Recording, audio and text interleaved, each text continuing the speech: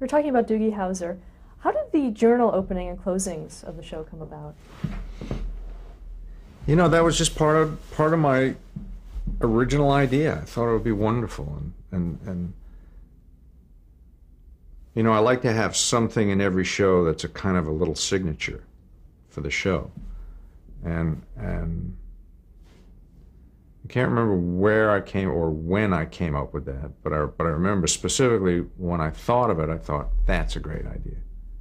That's a wonderful way to kind of tie up every episode. And in fact, without being conscious of it at the time, but it's something that I came to fairly shortly thereafter, I always thought that the way I wanted to end the series, and parenthetically, it remains a frustration that we didn't get a fifth season of Doogie, because I would have ended the series. I had a very specific thing I wanted to do.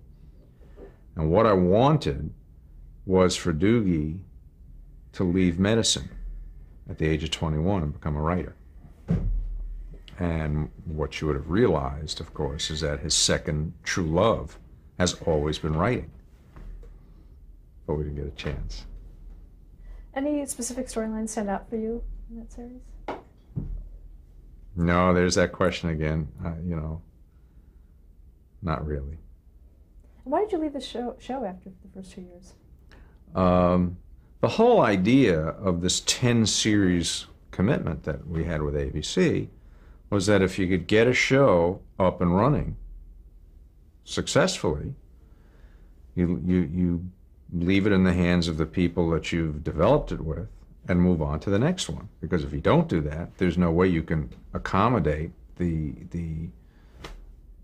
you know, the obligation to do all those shows. And so in that first year, we put together a really good group of writers, and I felt very secure in taking a big step backwards and giving them the lion's share of responsibility as the show went on. They did a wonderful job. Are there any times that you ever regretted doing that? No. The quality would have slipped? Well,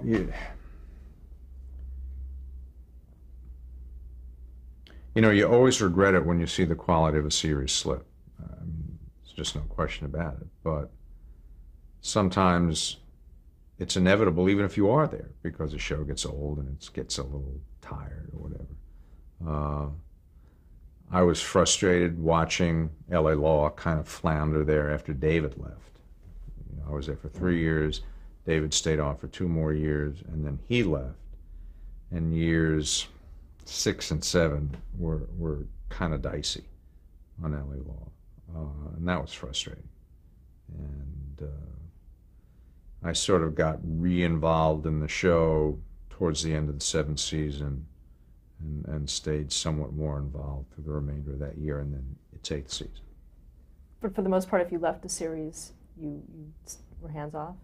Well, no. I mean, if it's in this company, obviously, even if I've taken a step back to go do other things, it's still my show, it's our company, and you're there. I mean, it's not like it wasn't like Hill Street, for instance, where I got fired from the company and I left the company and I had nothing to do with that show anymore. Period. End of involvement. Good, bad, or indifferent, like it or not, I was out of there. So, you know, I never had that experience again. Once I got here to Fox, and then remaining here through our ABC commitments, I've always been available, even if I've taken that step away. Would you continue to watch everything that was produced? Oh, sure, of course. In 1990, you did Cop Rock. Mm-hmm. How did that come about for you? When I was doing Hill Street Blues, a woman came to MTM wanting to take Hill Street Blues to Broadway as a musical. And for all kinds of reasons, that was not a practical thing. So we didn't do it. But the idea of musical cops stuck in my head, and I thought, well, you know, if you can't take the show to Broadway, what if you could bring Broadway to the show? And it just was an idea that kept rattling around in my head. I'd never seen anything like it before. And notwithstanding the fact that it was a giant flop, a huge flopola, arguably I never had as much fun doing a show as I had doing that one. What made it so fun for you? The music, you know, and all of the problems attendant to trying to do a musical drama on a regular schedule, on a regular television schedule. We figured out how to do it. And everybody did their own singing. Everybody did their own singing. And they did it live. So, I mean, we were producing, I think we did 5 songs per hour. And every one of those songs was performed live. You know, it wasn't like lip syncing or doing any of that stuff or putting the music in later. I mean, so we had a big sound truck outside the stage, and I mean, it was incredible. I always thought, God, if we could figure out the physical logistics of actually producing this thing on a television budget, there's no way we can miss. And of course, we figured that part of it out and missed hugely. Why do you think it didn't work? I think it embarrassed people. Honestly, I just think people were embarrassed by it. You know, the way you're embarrassed when, you know, your Uncle Louie gets up at Thanksgiving half bagged and, you know, sings his song. Oh, God. I think that's how people reacted to it. Its devoted core audience loves it to this day. But that was relatively speaking, that was a minuscule audience by network standards. Who wrote the music for that program? We had a staff of Randy Newman wrote all the songs for the pilot, and they were brilliant, just brilliant, every one of them. And then in the series, we had a staff of songwriters, supervised by Mike Post, and we would have story meetings in this office with like 5 writers and 5 songwriters. It was like a free-for-all, because we'd have to figure out which of the story moments would become songs.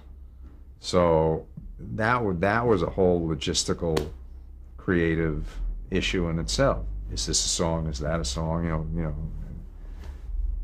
And then these songwriters would go off under terrible, time pressure and write really good songs.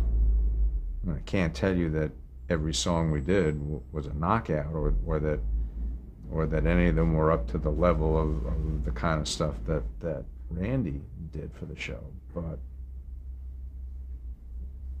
we made 11 episodes of Cop Rock, I think it was, times 5 shows. That's 55 songs, and I think a pretty damn good percentage of them were first-rate songs. And they all advanced story. Would you ever do anything like that again? No. Once was enough. Let's talk about NYPD Blue, being in 1993. How did that start? You all right? You all right with this? Wait, NYPD Blue. NYPD Blue? How did it start? NYPD Blue started its active development phase, I think, in 1991. David Milch and I wanted to get back together and do a show. And he had this idea for a cop show, which I really didn't think was very good. And I wanted to do something for the network that would really break the rules, because in 1991 the hour drama was just in the toilet. So I had some conversations with ABC about trying to just sort of push at the bindings a little bit, and I thought a cop show was the appropriate kind of show in which to do it, because an expanded language palette, sexuality, violence, all that stuff is appropriate to a police drama. So I sold them nervously on the idea of a police drama with a way expanded palette of language and nudity and all that stuff. And then David and I went to work, and you know, by the time we really got into the process, we pretty much jettisoned what he had come in the room with and created this drama which became NYPD Blue. How did they differ? What did you have to jettison? We jettisoned the whole thing. You know, David had an idea about doing... David's idea was essentially inspired by, I think, the... you know, those tapes, you know, all those, you know, secret tape recordings they had gotten off of the Valachi family in New York. And so David had this idea of doing a cop show about an undercover guy who infiltrates the mob, and you know, and he wrote it. You know, we figured, well, okay, let's see what it is, and the whole damn thing was just endless tape recordings. It was terrible. It was just ridiculous. So we basically chucked it and started from scratch and created NYPD Blue. Can you talk a little bit about the creation process? Why did you choose NYPD? I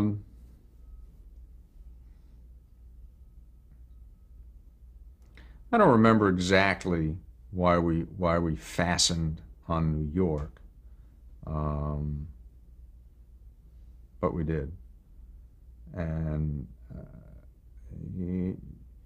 David got to a journalist in New York by the name of Michael Daly, talented guy, good guy. And through Michael Daly, David got to Bill Clark, who was an active homicide detective in New York. And so as we were just sort of conceptualizing this thing, it just seemed like a right way to go. And it was different. I hadn't seen any New York cop shows at that point. Did you have a specific look and feel in mind at that point? Yeah, I think so. I think so. And of course, I knew Greg Hoblet was going to be involved in it, and I really trusted Greg's instincts visually. And even though ultimately he came up with a style for the show that I wasn't crazy about.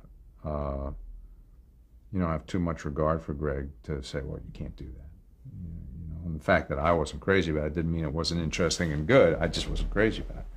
So, you know, it had to do with all that, you know, very active camera, you know, very active camera. But once Greg left, I toned that down about 60%, 70%. So now, you know, in subsequent seasons, the sense of that style remained intact, but we reduced its specificity a lot. Did you get any feedback from viewers? Yeah, they hated it. They hated it. And every time I got that mail, I'd slap it on Greg's desk. Talk about the pilot itself. Were there any? It was extraordinary. You know, it was a great. It was just great. I mean, it was. Well, I think along with the Hill Street pilot, it's just the best first hour of a show we ever made. You know, Dennis was extraordinary. David Caruso was extraordinary. Just Greg killed it. He just did a wonderful, wonderful job on what turned out to be a great script. I mean, it was just a thrilling first episode. In fact, I think the first half dozen shows were just great, just great.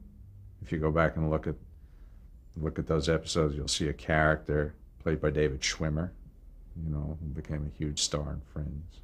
He played a character named 4B because he lived upstairs from Kelly's estranged wife, you know, and he was in love with her. And it was just great stuff. God, it was good. What about working with ABC on that? Were they fearful of? They were terrified. They were absolutely terrified, and I certainly don't blame them for that.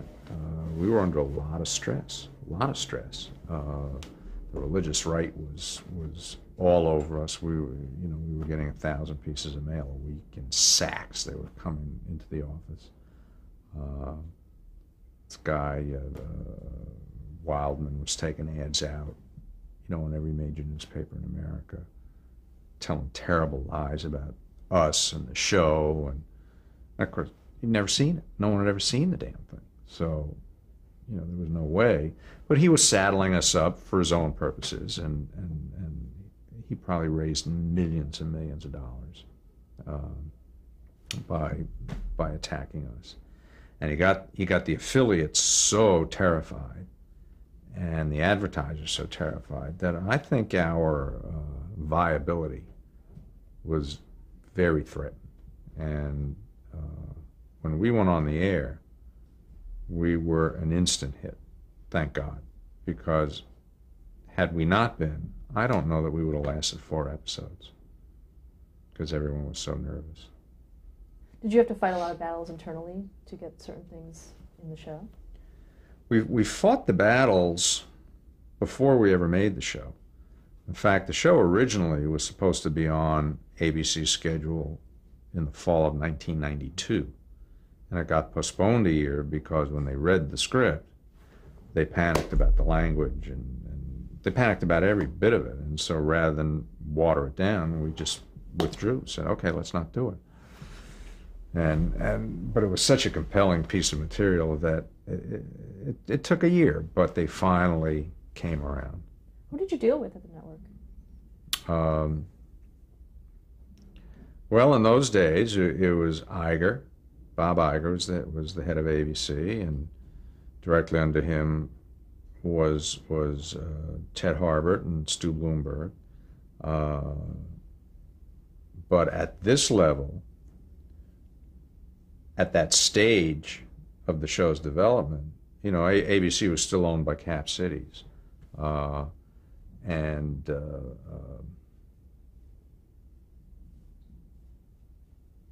the hell was his name? Gosh. It was Murphy and, we'll get back to that. But I was dealing with those guys. They were the heads of Cap City. I mean, this is big corporate policy stuff. And they were very, very nervous. Dan Burke was the guy who was really running Cap Cities. Tom Murphy had kind of withdrawn to a significant extent by then. And Dan Burke was a terrific guy, but boy, I mean, they were just getting hammered. So we had a kind of a rough year before we finally agreed to everything. So we hammered out an agreement. Once the agreement was hammered out and we knew what the parameters were, we had a few bumps after that. When it finally came to life and you actually could see, the stuff you agree to theoretically is one thing. When you actually see it up on its feet and you're seeing rear ends and breasts and you're hearing language that's never been on television before, that's another story. But we weathered that storm. And overall, I've had fewer battles with broadcast standards over NYPD Blue than I've ever had on any other show, because all the conflicts were front-loaded, and we were so specific in negotiating what we could and couldn't do that after that it was easy. Can you give some examples of the negotiations that you would have had for that? Oh, God.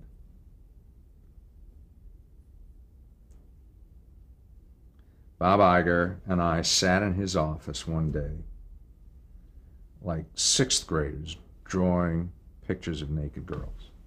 I mean, it was that stupid, Well, can I do this, and show this much? Or, and neither one of us, believe me, is Picasso here, so it was pretty goofy. But it was the only way that I knew to actually say, well, you're going to see this, but you won't see that. The language, that was another story altogether. I mean, we wrote our first draft. It was loaded with language. It freaked them out. And by the time we finally settled our language negotiation, we had a glossary. We actually had a glossary of words that we could use. And then we negotiated the number of times you could say these words in an episode. And do not ask me how, because I can't remember. We finally settled on the number 37, so that in the aggregate we could use bad words 37 times an episode. And I remember one time early in the first season, 4th, 5th episode, something like that, we had a scene that we actually shot in New York where we're stopping cars before they go up on the West Side Highway because we're looking for a perpetrator or something. And some guy in traffic gets very annoyed because the cars are backing up and he's late, and so he just comes out around and he goes right through the roadblock and he gives Sipowicz the finger. Now Sipowicz chases him down, and they have a confrontation. So they said, well, you can't have anybody flipping the bird. We didn't agree to that. I said, well, come on. I mean, I can say asshole, I can say this, I can say, I can't do that. No, it's not acceptable. I said, okay. I said, I tell you what. I said, since our deal says I can use any combination of our words 37 times, I'm going to have this guy call Sipowicz an asshole 37 times in one scene. Or you can let him give, and they folded right there. I mean, we had some of those kind of discussions. But, that all went away pretty quickly. Did it have to be in writing? I made sure it was in writing because I know how those things go. And in fact, the head of their broadcast standards division at the time really tried to renege on the deal on more than one occasion. And I was very glad that I had a paper trail, because I kept copying everybody on these, faxes and emails and things, so that there was no misunderstanding about what we had all agreed to. And every time we made an agreement on something, I'd put it in writing and I'd send it to everybody. So, I covered my butt. What about now? Are things? It's nothing. It's just nothing. I mean, NYPD Blue's old hat. No, I mean, nobody lifts an eyebrow, really. Let's talk about the dialogue style of the show. Who created that conversational style? David. We always called it milk speak, and I think the deeper David got into it, the more sort of incoherent it became. It was like, to the point where by the time David left, actors would get pages with speeches that they literally didn't understand. And David would go down and sort of act it out for them. Oh, okay, I get it. But as soon as David left, we sort of backed away from milk speak to a significant degree. And about once a year, I'd have to remind David that he was getting to the point where, you could be looking at this show and it might be in Arabic for all we knew. And David was great. And David was a genius. He is a genius. So, I mean, he did some of the best writing for television I think that's ever been done during his tenure on the show. Talk about working with him specifically. How do your talents mesh with each other? David doesn't have a great story brain. Now, I have a very good story brain. And so right there, that's something that I was always able to bring to the party. With a real sense of structure that I don't think David is all that good with, or wasn't all that good with at the time. And I think David also was so enamored of weasels and wise guys and fringe characters and stuff that he would often lose sight of the humanity in a story, because he was so interested in, those fringy kinds of characters. So I brought, I think, a more mainstream sense of character to the show. And clearly, I mean, David, simply as a scene writer, is one of the most gifted guys around. So, you never had to worry. Once you got the internal wiring of a story figured out, you knew David was just going to go and knock it out of the park. And so, and we were such good friends, I think, and such trusting collaborators that by the time we were into our second and third year of NYPD Blue, David and I could literally spend 3 minutes in the room. I mean, he'd just come into the room and close the door, and we would have a conversation that might not even make any sense to anybody else. And he'd say, okay, I got it, and off he'd go, and that was that. So we were really very efficient in how we complemented each other. Talk about some of the cast members on the show, starting with Nicholas Turturro as Martinez. Oh, he's a sweet guy. I mean, he was just a nice character, very simple character. We always wanted to have an appropriately diverse mix of race and gender in the show, and ironically, we had Nicholas playing a Puerto Rican detective, and he's not Puerto Rican, but he was great. He was a lot of fun, and we started him out as a really young kid on the show, and it was a nice color to have, no pun intended. I mean, it just, as a character, his youthful enthusiasm and his sort of simple take on things was really refreshing, in contrast to a Sipowicz, who's as complicated a creature as exists on the planet. We did cover them a bit in the first part, but can you say a few words about Dennis Franz and David Caruso? As characters, or as actors, or as human beings, or I won't spend a whole lot of time on David Caruso. I mean, that's pretty well chronicled. He's a complicated man, and I think he indulged in a lot of self-destructive behavior, and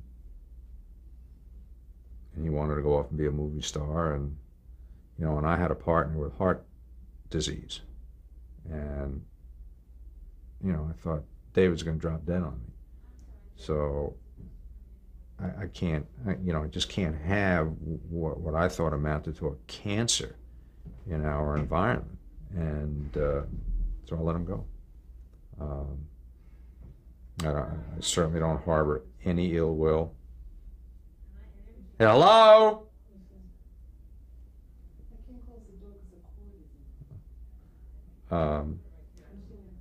Michelle? Actually, let's stop the tape.